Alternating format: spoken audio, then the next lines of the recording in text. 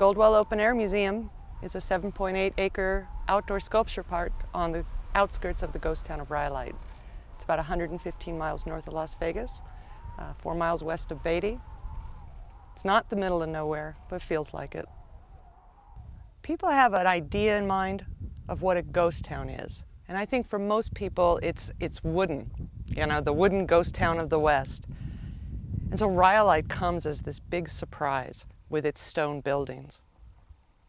People also don't expect, to encounter art. They don't expect to see something that has a maker's hand on it so much. I think anything that sticks out in the desert, because it is so stark, is startling to us. And especially not outdoor sculpture.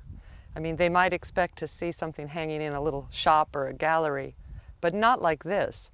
As people drive up towards Rhyolite, there is one sculpture that stands out against this desert backdrop. There's no mistaking it, Lady Desert. Yeah, she was created by a Belgian artist named Hugo Heiermann, or Dr. Hugo as he goes now. And she's 25 feet high, made out of cinder blocks, painted pink and yellow and red. And she was meant to be an open invitation for people to explore the desert. That was the artist's intent, to create sort of a welcoming figure, because some of the figures out here are a little bit spooky.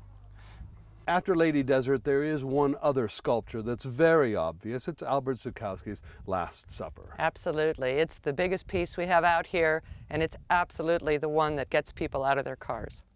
The 13 figures of the Last Supper are a stark white piece that just glow under the different light conditions in the desert. The experience of them is different almost whenever you come. And they are the sculpture that's really indicative of what the whole point was here, which was to place artwork in this landscape, where the landscape became an intrinsic part of the experience of the piece.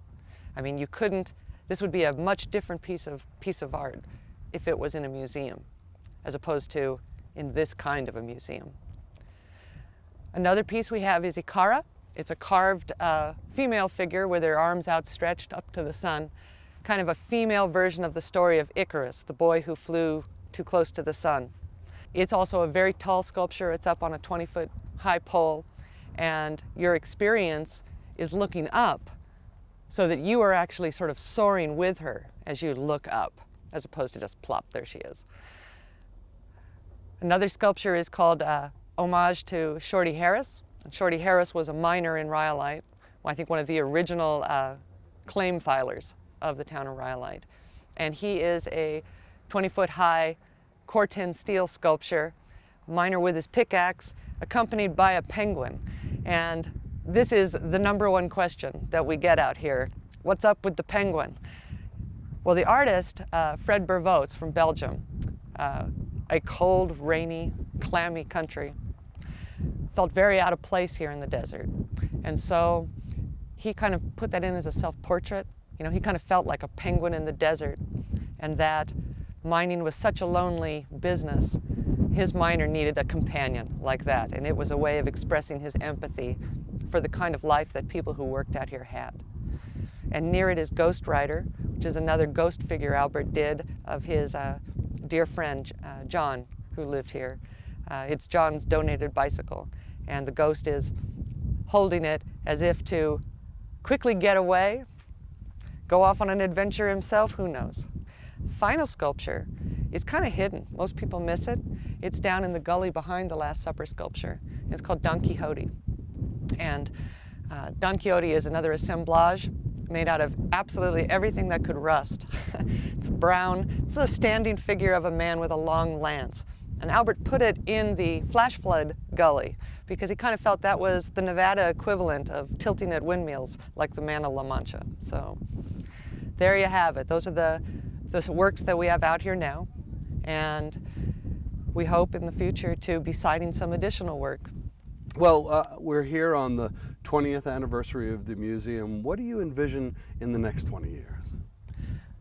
Well, any kind of art place, in my mind, needs to grow and needs to stay vital for it to have a future.